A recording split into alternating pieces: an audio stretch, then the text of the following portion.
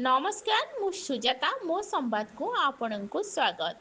जिला प्रशासन और एचएएल सुनाबेड़ार मिलित प्रयास भिन्नक्षम मानू इलेक्ट्रिक स्कूटर बंटन। कोरापुट पुलिस पड़िया आयोजित एक स्वतंत्र उत्सव में कोरापुट जिला प्रशासन और एचएएल सुनाबेड़ा तरफ जिलार 84 जन भिन्नक्षम हिताधिकारी को एचएएल सीएसआर सहायता इलेक्ट्रिक स्कूटर प्रदान करा जायछि। एही प्रदान उत्सव में सम्मानित अतिथि भाव में कोरापुटर जिलापाल श्री मनोज सत्यवान महाजन, Shri Srirang A Kothe ED HL Sunabeda, Shri Kallol Bhattacharya GM engine विभाग, Shri Saroj Kumar Panda GM ACD, Shri Balakrishna Rao AGM अर्थ विभाग, श्री रमाकांत दास डीजीएमएचआर कोरापुट अतिरिक्त जिलापाल श्री तपन नायक, डाक्तर श्री साई स्वरूप एडीएमओ जोग देथिबा बेले जिलार सामाजिक सुरक्षा अधिकारी श्री तरुण तपन प्रहाराज कार्यक्रम रे प्रारंभ रे अतिथि मानकु स्वागत करने सह कार्यक्रम अभिमुख्य संपर्क रे आलोकपात करथिले। जिलापाल निजर वक्तव्य स्कूटर जीवन निर्वाहर सहायक हो पारिबो बोली भिन्नक्षम मानकु वार्ता प्रदान करथिले। एचएएल ईडी यह एक सुजोग एवं यार सदुपयोग करबा पई अनुरोध करथिले। एही कार्यक्रम रे 5 जन भिन्नक्षम हिताधिकारी को कृत्रिम अंग मध्य प्रदान करा जायतिला। एही उत्सव रे श्री शशिकांत पटनायक, श्रीमती स्मिता महापात्र समेत जिला सामाजिक सुरक्षा कार्यालय समस्त कर्मचारी आंतरिकतार सह सहयोग करथिबा बेले अध्यापक रवि शतपथी कार्यक्रम परिचालना करने सह समस्त को धन्यवाद अर्पण करथिले। कोरापुट जिला प्रतिनिधि विपिन कुमार हेयाल और कोरापुट ब्लॉक प्रतिनिधि एम साईराम का रिपोर्ट मो संवाद। तार जो डिस्ट्रीब्यूटर अच्छी तरफ तार एएमसी एक्टिविटी माने मेंटेनेंस एक्टिविटी निया डिपार्टमेंट पूरा इंपैक्ट एनालिसिस करिवो।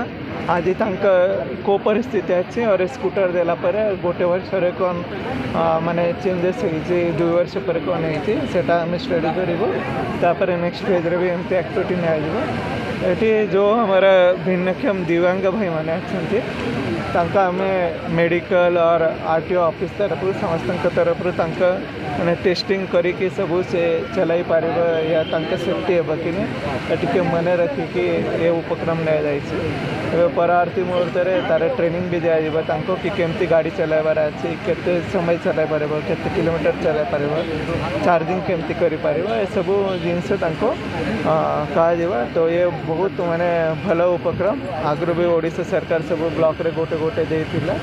आम ये आज 84टा दिव्यांग भाई मान को देउछंते तो तापर मो एचएल रे भी और सब दिव्यांग हिताधिकारी माने अच्छे बहुत बहुत धन्यवाद और अभिनंदन भी धन्यवाद। हमारे 5टा जो हिताधिकारी अच्छे कृत्रिम अंग आदि दि जाए आलिंग तरफ तो से तार अभ्यास कर और व्यवहार कर तो भी जीवा आसबार या किसी व्यवसाय कर बहुत सुविधा पाई। सर आम आपको मो संवाद और इंडिया इंडिपेंडेंस न्यूज रे आपको स्वागत करूँ। धन्यवाद। परिचय दे आज डिस्ट्रीब्यूशन मु रवि शतपथी ओडिया अध्यापक अच्छे नंदपुर कॉलेज रे। आज कोरापुट गोटे विशेष दिन आप पचारे कहीं ना गोटे कोरापुटर 84 परिवार आज खुशी होती से जे जो एचएल सुनाबेड़ार सीआरएस फंड अच्छी सीएसआर फंड अच्छी से 84 जन आज हिताधिकारी से माने इलेक्ट्रोनिक स्कूटर पाँच जदिव तार तत्वावधान जिला प्रशासन नहीं जिलापाल नहीं किंतु आज 84 परिवार मुहर हस फुटी से जो मैंने प्रकृत में चलचंचल हो पारना गोटे जगार अन्य जापारना विशेषकर व्यवसाय वाणिज्य महाविद्यालय को जीवार असुविधा होची गोटे सुविधार बाट फिटिगला। आउ यार उद्देश्य प्रकृति में थिला जे जो मानक इलेक्ट्रोनिक स्कूटर पाइबे से माने जीवन को आउटे चलचंचल करेंगे जीवन निर्भेका भल भाव चलने सुविधा मिल। द्वितीय कथा है जे जो लक्ष्य रही है आम भिन्नक्षम आम कि पारूना यही स्कूटी मध्यम मुझे भावुँ निश्चित भाव में से परिवार को भरण पोषण करेंगे आउटे अधिक सहायता पाइपर। सर बहुत बहुत धन्यवाद सर। सर मैं आपको इंडिया इंडिपेंडेंस न्यूज ଆଉ ଆଜିର ଡିଷ୍ଟ୍ରିବ୍ୟୁସନ୍ ଉପରେ ଆଉ ଆପଣଙ୍କର ସଂକେତ ପରିଚୟ ଦେଇକି ଆପଣଙ୍କର ମୁଁ କୋରାପୁଟ ଜିଲ୍ଲାର ଜିଲ୍ଲା ସାମାଜିକ ସୁରକ୍ଷା ଅଧିକାରୀ ଅଛି।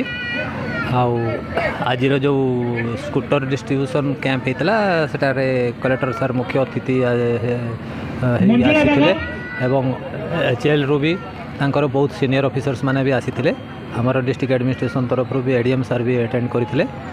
ଆଉ ଏ ପ୍ରୋଗ୍ରାମଟା ଆମେ ପାଖାପାଖି ବର୍ଷେ ତଳୁ ଟେକଅପ୍ କଲୁଣି। ଆମକୁ ଭିଡ଼ିଓମାନଙ୍କୁ ଆମେ ଲିଷ୍ଟ ଦେବା ପାଇଁ କହିଥିଲୁ। ଭିଡ଼ିଓମାନେ ଆମକୁ ଲିଷ୍ଟ ଦେଇଥିଲେ। ତାପରେ ଆମେ ଟେଣ୍ଡର ପ୍ରକ୍ରିୟା JMରେ ଆମେ ପ୍ରୋକ୍योर କଲୁ।